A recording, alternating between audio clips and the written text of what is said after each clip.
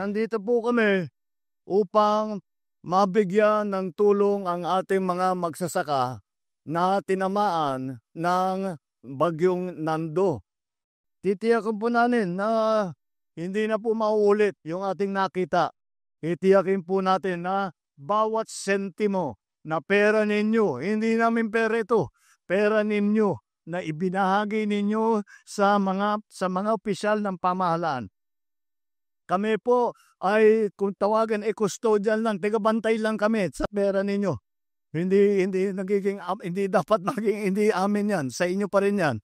Pero sa amin ang responsibilidad, ang katungkulan na tiyakin na ang bawat sentimo ay mapupunta sa maganda para pagandahin po ang buhay ng ating mga kababayan, para pagandahin po maging mas maginhawa ang buhay ng inyong mga pamilya, para po sa pagpaganda at pag-usbong ng ating ginagawa na ibinubuo ng bagong Pilipinas. Ngayon po ay kami po ay sobrang nalulungkot po dahil sa bagyong dumaan na naman sa aming lugar. Sobra po kaming nasalanta po gawa po ng bagyong napakalakas na Nando, at saka po yung mga ani po namin na sobra pong pinaghirapan namin para sa aming pangkabuhayan. Sobra pong nagpapasalamat kami sa aming Pangulo dahil alam po namin na yung makukuha po namin na tulong galing po sa ating gobyerno at galing na rin po sa kanya ay sobra pong makakatulong sa amin, sa makakadagdag po sa aming pangkabuhayan ngayon po. Nararamdaman po namin ang kanyang agarang pagkilos sa lahat-lahat po, na lalong-lalo po sa aming mga magsasaka, at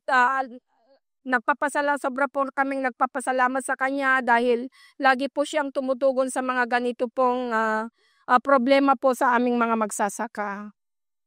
Nasalanta po kami ng bagyo kasi malakas po yung ulan dito sa Gonzaga, tapos yung ilog po umaapaw, kaya po yung bahay namin naaabot ng tubig. Nagpapasalamat po ko kay Pangulong Marcos dahil malaking tulong po sa amin. 1 week na pong walang pasok yung asawa ko dahil ko sa bagyo. Maraming salamat PBBM dahil napili po kami dito sa Gonzaga na mabigyan ng tulong po. Malaking tulong na po ito sa amin. Malaking tulong po ito para sa aking pamilya, ma'am. Sobrang saya ko po kasi nung nagkaraang bagyo po, yung nasirang CR namin hindi ko pa po napapagawa hanggang ngayon. Kaya ngayon po, ma'am, magagawa na po sa tulong po ni Pangulong Presid. Sobrang saya, ma'am. At least makikita ko na po siya ng personal.